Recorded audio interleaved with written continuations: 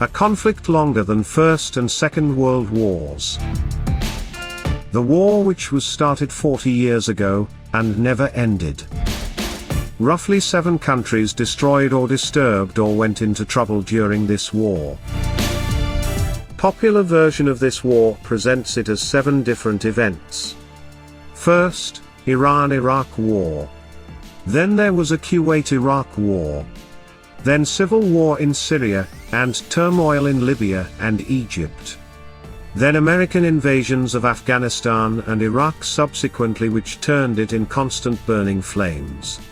Let's find out what connects these different events that are still yielding the domino effects on the global stage.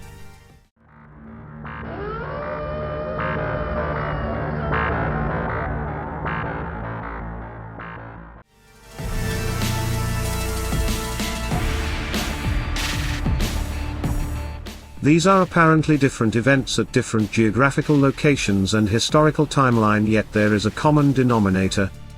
1979. This year marks the start of tension between Iran and Saudi Arabia. Having normal ties during Iranian monarchy, Iran and Saudi tension started after Iranian Revolution in 1979.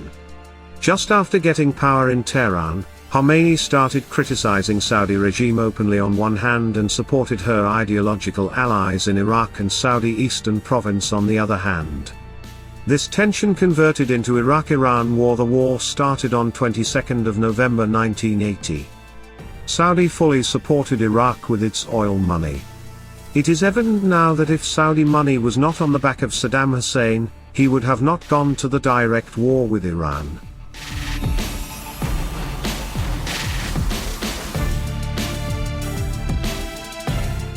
Iranian revolutionary ideology and Saudi money went beyond the war of 2 countries and reached many countries. In Pakistan, it emerged as Shia-Sunni war with estimation of 20,000 sectarian death toll. Pakistan is still bearing the effects of the tension between the 2 countries.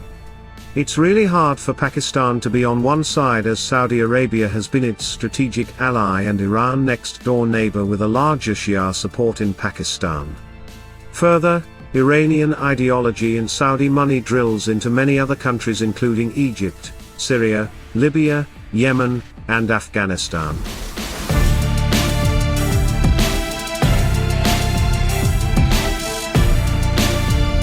Cold War divided the world into 2 parts. Enemies were identifiable. Allies were clear. Countries were either with US, or with USSR. However, this ongoing conflict in Middle East is different. Nobody knows who is fighting whom.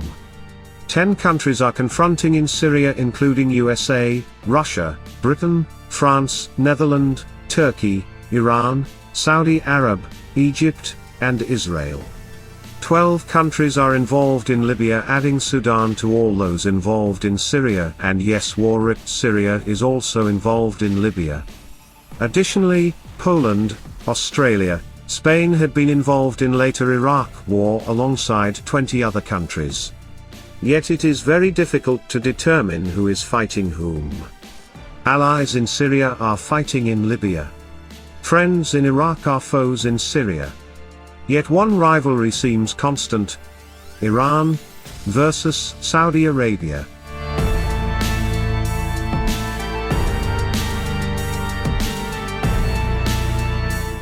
This is a strange war where friends are enemies and foes are allies. Iran and USA are bitter rivals in general, yet they were in line with each other in Iraq and helped each other reaching their goals. On the other hand, Turkey and USA are close allies, yet they came into confrontation many a times in Syria. Many NATO allies are fighting each other in Libya. Ironically, Islamic State of Iraq and the Levant or Daesh got much of its aid from the countries declared war against this terrorist group.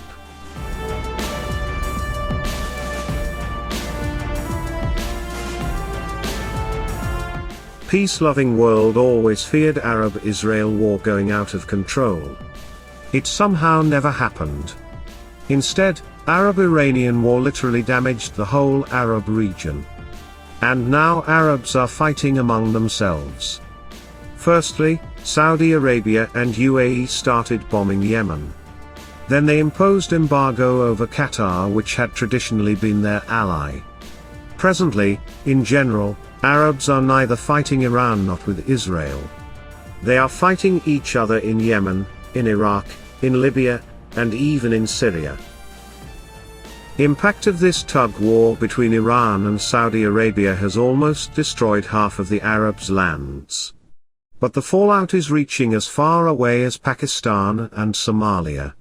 There are always lesser-known yet significant achievements which popular visions tend to forget.